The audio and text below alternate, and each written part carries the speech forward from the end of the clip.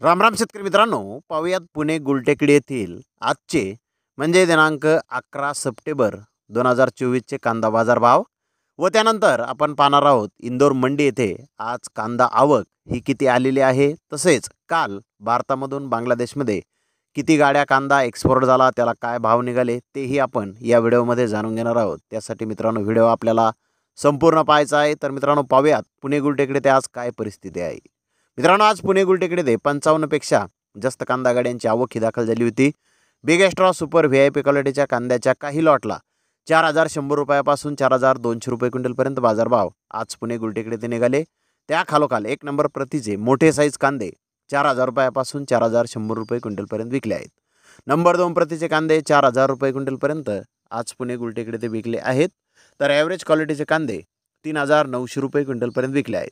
Medium quality कांदे 3800 रुपये क्विंटलपर्यंत विकले आहेत। तर गोल्टा गोल्टी या प्रतीचे कांदे 3500 रुपयापासून 3700 रुपये क्विंटलपर्यंत आज पुणे गुलटेकडी येथे विकलेला आहे। तर मित्रांनो पुणे गुलटेकडी येथे कालच्या बाजारभावाच्या तुलनेमध्ये आज क्विंटल मागे 100 रुपयांची घसरण बाजारभावामध्ये आज झालेली आहे।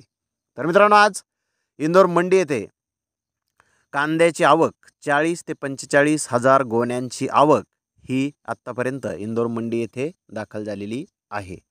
चला तर मित्रांनो जाणून घेऊयात काल भारतामधून बांगलादेशमध्ये किती गाड्या कांदा एक्सपोर्ट झाला, त्याला काय बाजारभाव निघाले। मित्रांनो काल गोजेडांगा बॉर्डर येथून 15 गाड्यांची एक्सपोर्ट ही झालेली आहे। तर मेंदीपूर बॉर्डर येथून 8 गाड्यांची एक्सपोर्ट काल झालेली आहे।